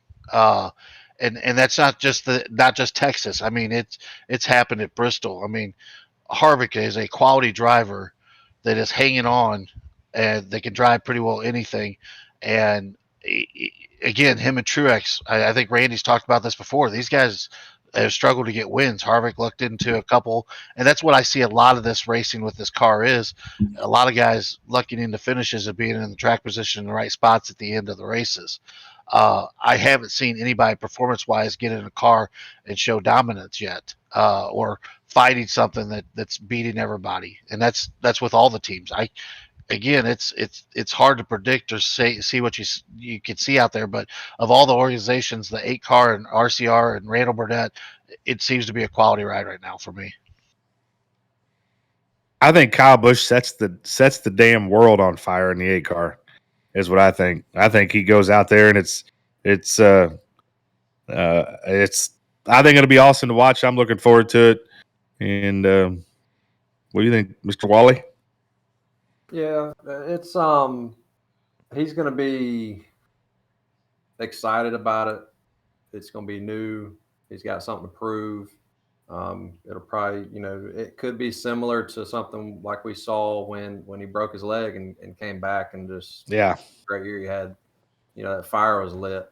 And, I think that he's got a lot to prove there, and just that drive alone will help him personally. But them already having success this year, that's just going to add to it. So I think he's going to do well. But yeah, time will tell. Yeah. What do you think, Randy? As good as that 8 car is going, he's licking his chops. He can't wait to put his seat in that thing. I mean, you ain't wrong. Yep. If you look, when he went to that 18 car, the guy that got the biggest raise at the 18 car was the guy that changed the seats. That's all he did was change the seats. They took J.J. Yelly's out and they put Kyle Busch's in. Yeah. And he went and won 80 races. So you will know what kind of race car you have with Kyle when Kyle gets out. He'll tell you it's good or bad. Yeah. And if it's good, it's going to be up front. If it's bad, it'll be up front, but he'll wreck it and say, "Hey, car's junk." Yeah. I'm looking forward to driving a Chevy, man. I'm a Kyle Busch fan, so we'll see what happens. The bow tie, yeah, that's right. We'll see how he looks in the bow tie. Yeah, right. Well, is that it, Neil? You got another one? Nope. Oh, Neil, you're we on can't hear mute. you. Oh, sorry, guys. I got a fourth question. You want me to throw it out here real quick, Kyle? Yeah, go ahead. I mean, it's whatever you got. All right. Question number 4, final one. Noah Gragson makes history by tying Sam Ard with 4 wins in a row with the win at Texas this weekend. Sitting there listening to the race, I was kind of listening to the broadcasters and kind of scratching my head a little bit. These guys were saying back and forth that they think that Noah's peaking too early in this chase deal. And a personal opinion, I totally disagree with this comment. So I wanted to throw it out to you guys. Black flag, green flag. Do you agree that Noah's peaking too early in the championship hunt in the Xfinity Series? Chris Waller, you're going black flag already. The equipment's too good. I agree. Yeah, I mean, JRM is on a roll. They are on fire this year. Yeah. Straight up on fire. You can't put him out. He's not peaking too early. They're just that good. That's what it comes down to. I agree don't know with what a it. green flag is, but here it is. I forgot my flags. I cleaned up my office and moved them somewhere. All right, Brian McCann, you got to upset this here. No, I'm with Black Flag on that one. I don't think you could peak like that. No. Yeah. No, I think JRM is just too strong, and congrats to Noah and JRM. I mean, they're out there doing it, and I'm a big fan of Noah Gragson. He's kind of a showman for the sport. I agree. I'd like to see more people like that. The kids that are coming up that have the personalities that whether it's a little bit on the wild side a little bit or even on the professional side. I mean, Corey LaJoie out there, man. Interview after Atlanta, top notch. Like to see Corey get some success out there. Yeah. Great driver. So Definitely. Hey, He handled that interview a whole lot different than I would have. I was thinking the same thing when I was listening to it. I was like, man, this isn't like his father. There'd be shit flying and stuff. Oh, But that's great. all right. So we're going to go ahead and move on from green flag, black flag. Thank you, Neil, for that. When we're going to take a moment to hear from our sponsor, R&R Racewear. R&R Racewear, your source to all custom racewear apparel needs and home to iRacing apparel. Check it out today at rnrracewear.com.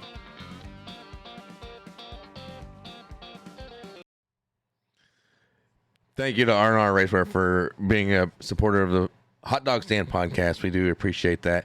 We are going to turn it over back to Neil again for our next segment called Flag Stand News, where Neil's going to break down some news events around racing over the weekend and throughout the week.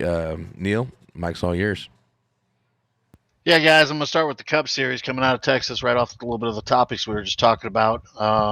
Cup Series, Reddick escapes tire issues to win to Texas. Logano holds down the points lead heading into Dega. Most interesting fact with all the trouble this weekend, Chase Elliott only 4 points above the cut line. Briscoe, Cindric, Bell, and Bowman, they are outside looking in, trying to advance to the round of 8. And you got Dega and you've got the Charlotte Roval. Gonna be an interesting next 2 weekends. See who gets in there and makes a go of it. But congratulations to Reddick, RCR, Randall Burnett, all them guys for the win this weekend. In the Xfinity Series, Gragson outruns Austin Hill to get his 4th win in a row, tying Sam Ard's 4 wins in a row in 1983. So big deal with getting 4 in a row for Gragson there. Still looks just to be kind of dominant in the championship run there. So Truck Series was off. They'll continue in action at Dega this weekend. Jumping over to the dirt side a little bit. After a 4-year hiatus, Rico Abreu, or actually 3 years, sorry, snaps a drought, wins the 4 Crown on Friday night. Points leader for the World of Outlaw Sprint Cars, Brad Sweet, extends his point lead with a dominant win at Sharon on Saturday night. He's got a 96-point lead over David Gravel. And Carson Macedo sits 140 points back in 3rd place going into the National Open, a big one at Williams Grove this weekend. So jumping to our 2 late model series, War of Outlaw late models first. Jimmy Owens gets the win at Friday night, and Ryan Gustin Saturday. They grabbed the wins at State Line Showdown at Boyd's Raceway in Texas. Dennis Erb continues to hold down the top spot in points over Tanner English and Max Blair. They continue action this weekend at Cherokee Speedway and Sonoya, Georgia Speedway this weekend for Friday and Saturday. Lucas Oil Late Bottles, they were at Brownstown for the weekend for the Jackson 100. First night, the rain won. Friday night, Hudson O'Neill on home turf defended and got the win. Saturday night, Tim McCready won the 43rd annual Jackson 100. McCready extends his point leads over Shepard going into the second for going after his second consecutive Lucas Oil Late Model Championship. So, championship hunts are definitely heating up, and it'll be interesting to see what happened in the playoffs here going in the NASCAR side of things. So, stay tuned, guys. Did you say cheating up or heating up? Cheating up if Brian McCann was involved. I mean, McCready, McCann. I mean, I know it's close, but McCready is cheating up. Yeah, that's cool, man. All right, Neil, thank you for that touch on the weekend events here. The IROC Challenge Series had a week off, so we do not have any updates for this past week as far as the race goes. Chris, can you give us an update on where we're at this coming Thursday and time and everything that goes along with it? Yeah, absolutely. So running race 8 of the regular season. So coming down to the final 3 races of the regular season for us at Lucas Oil Raceway. We'll be live on the Global Sim Racing channel, broadcasted live at 9:40 p.m. Eastern Standard Time. Running at 125 laps. We take the top 15 for the playoffs, and it's close. Looking at the points here, from 15th down to about 22nd, it's only 40 points difference, and you can make that up in one race if one guy has a good day and the next man has a bad day. So it's getting close, coming down to the end, and it's going to be exciting. All right. Thank you, Chris. I appreciate that. And next, we're going to go into McCann's Pit Road tips just right after we hear from our sponsor, Supreme 3D Printing. Are you looking for the next sim rig upgrade? Or maybe your man cave needs a little more style? Or is your wife wanting to redecorate your home? Well, we here at Supreme 3D Printing have you covered. We create and print tons of different and useful items that is sure to fit everyone's style and budget. Check us out on Etsy at etsy.com/shop/Supreme 3D Printing. If you don't see what you're needing, then feel free to contact us for your needed item. All right. Thank you to Supreme 3D Printing also for being a supporter of the show as well. We're going to go over to Brian McCann for Pit Road tips. Randy, real quick, just give you a heads up on what this is about. So as you're aware, we are sim racers on iRacing. That's what we do. And we rely on Brian to feed us with knowledge on how to become better because he is a dominant driver in the league. So Brian, I'm going to give the mic over to you. Yeah, thank you.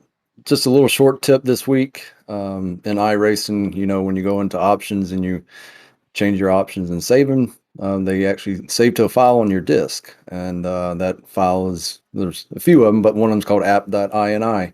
And there's you can go into that file and open it up, and there's some additional settings in there that is not in the graphical options menu, and you can go in there and change them however you want. I like to point for a mount that can be a help to a lot of people, and that's auto reset fast repair. So whenever you pull out of the pits, your little check box in your options in your car for fast repair automatically gets checked by default. If you want to turn that off, go into the file and change it, and there's tutorials online on how and where to find this file. The other one is reset pit box. That's for your tires and fuel. The third one is ask to save your replay on exit. So if you've ever forgot to save your replay after you closed your game, you can turn that option on, and it will force you to answer a question. Hey, you might have forgot to save your replay. Do you want to or not? The fourth one is pause replay on exit. So when you're driving and you exit your car, you always hear that replay sound. I don't really like that, so I turn that off. So it automatically stops that replay whenever you exit the car. Alrighty. Brian, appreciate that. I will definitely be checking out some of that stuff. I've known about it, just never done it. So, with that being said, we're going to go to our final segment here, and that is going to be our NASCAR picks.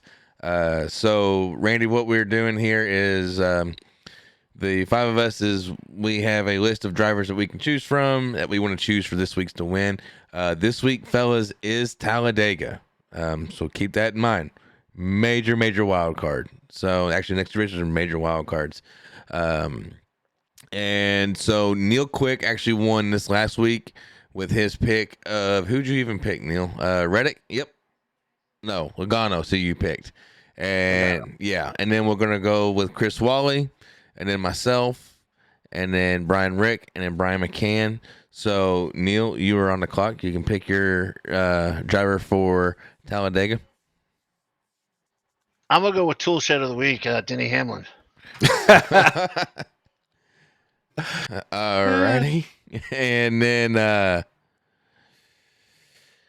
Chris, who you got? I'm going to go with a guy he's battling out with a little bit with the 24 with Byron. You're just hoping your guy does my guy again.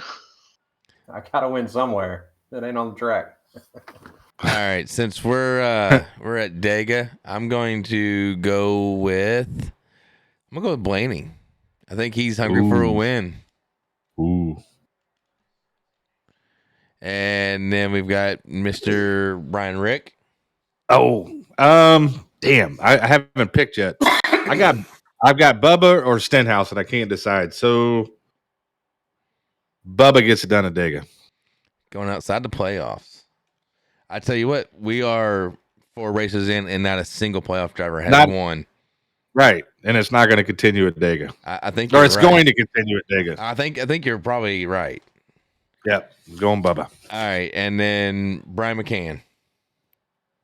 Bowman. All right. So I'm going to go ahead and ask Randy. you, Randy. Yeah, There you go. Who is your pick to win Talladega? I would love to say Corey. But I was going to pick Corey just for the record, but I picked him 3 weeks ago, so I couldn't pick him. Yeah. Okay. I don't think it's going to be. It's not going to be a chase guy. Yeah, and I want to say it's going to be a guy not in the top 20 in points, just because of what that place is. Be a survivor. Yeah, it's a tough game. I mean, it all depends on what game the drivers play. If the Toyota guys stick all Toyotas together, and the Chevrolet guys stick all together, and the Ford guys, it'll be a tough day. But once you start getting some of those guys breaking ranks and going with this guy, because no matter what you got in a speedway, 2 different cars run different together. One guy's car, you could have one car. I remember back when I won one of my Daytonas, it was a Pontiac I drove. It would not run with a Ford. I couldn't push one. I couldn't have one behind me. But a Chevrolet, that sucker would go like hell. And that's all aero, right? That's just because all aero. Yeah. All Cows, aero, yeah. all your air intakes. I don't know why, the way the air comes off the cars are a lot similar today than they ever have been.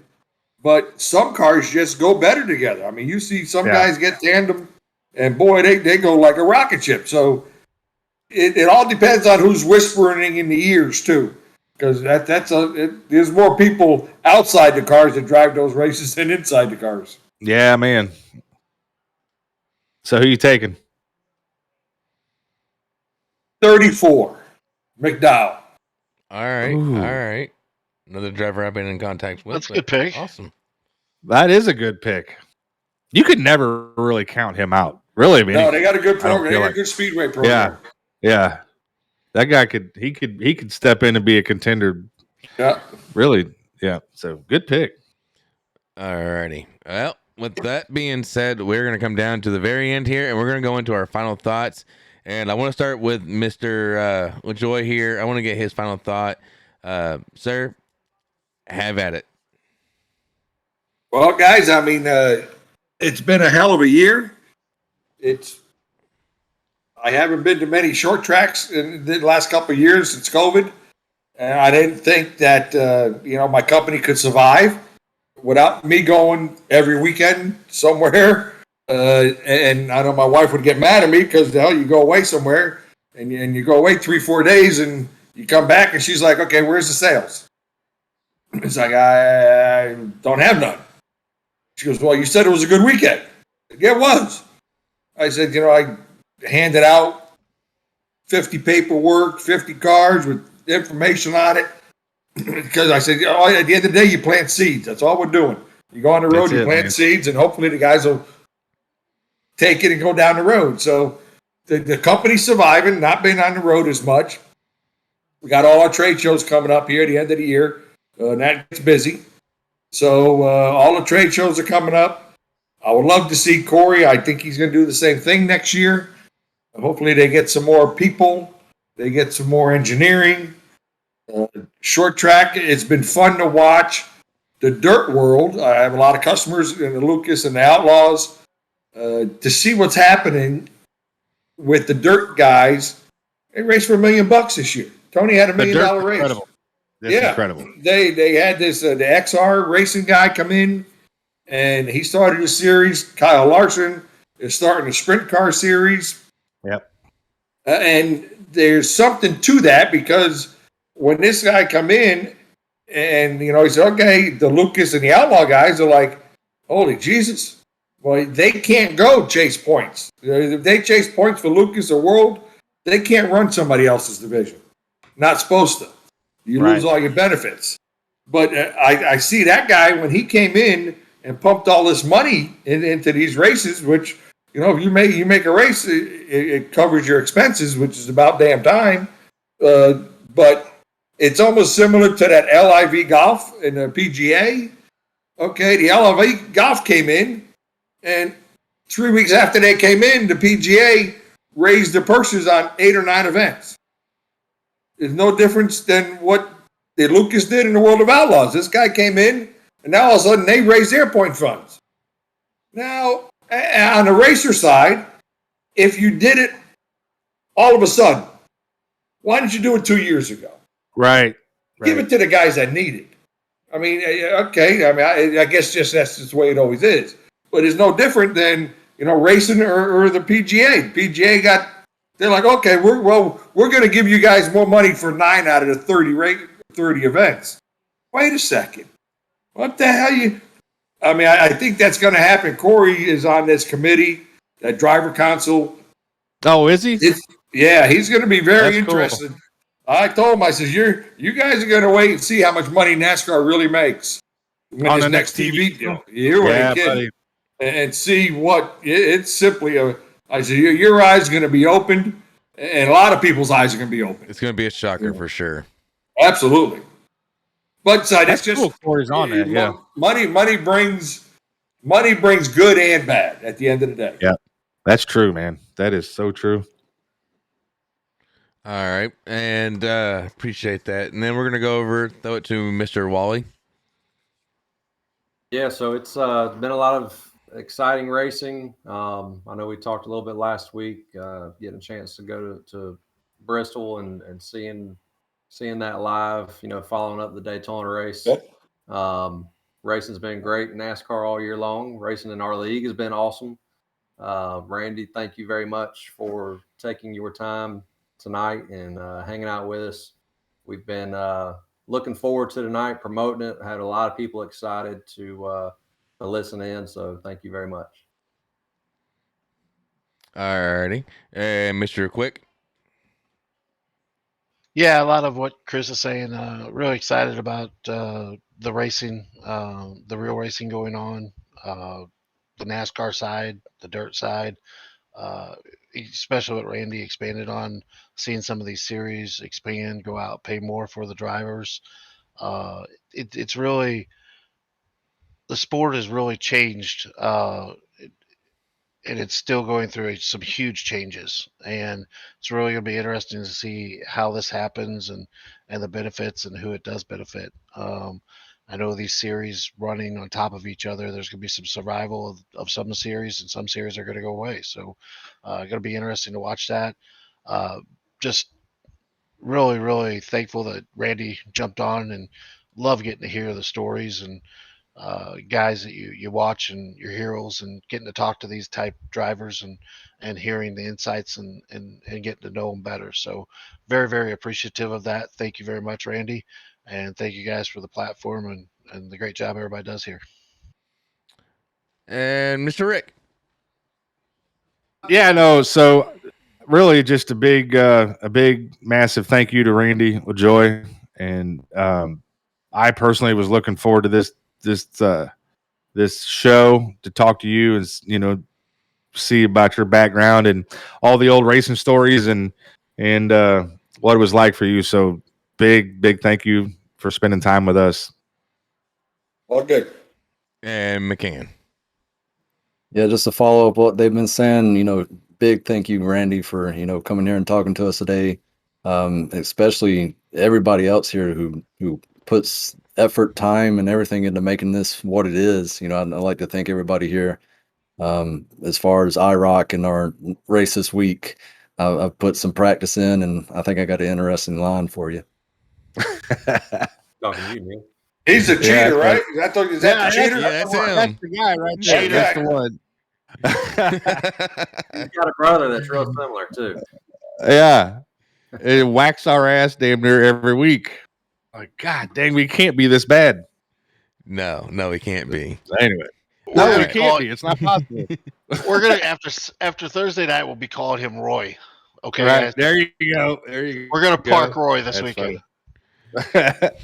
All right, and I'm going to go ahead and give my final thoughts here. Randy, like I had mentioned earlier, you came highly recommended from Will Kimmel, Bobby Hamilton Jr., so we couldn't pass the opportunity up when Brian Rick here reached out to you and you agreed to be a part of the show. So we thank you very much for that. It has meant a lot to, I know, myself, and I'm sure everyone else here. I do want to ask you that once we are done recording, if you don't mind sticking around for just a few minutes for a quick conversation afterwards, and then we'll let you go. But I just want to let everybody know that we are on Facebook. The handle for all of our social media is the Hot Dog Stand, except for Twitter. I'm sorry. Twitter is Hot Dog Stand Podcast. The Hot Dog Stand was already taken, unfortunately. But you can find us on Twitch, YouTube, iHeartRadio, Apple Podcasts, Google Podcasts, Spotify. If you have a Roku device, you can find us on the Sim Racing channel on any Roku device, and you can watch us anytime you want. It's all on demand. And then also we're on Discord. We would love for you to join our Discord community and be a part of it. The link will be in the show notes, so be sure to click that. And one last final announcement is the IROC series is expanding to a Roval series now, and we have that starting to get set up and going. We are running practice races right now, at least 1 or 2 a week. You can find us on Facebook, actually the IROC Challenge series on Facebook, and you can kind of inquire about that way, and we will definitely make sure that we get you set up and going. But with that being said, that is it from me. That is it from the guys. Everyone have a wonderful week, and we will see you all again in a week.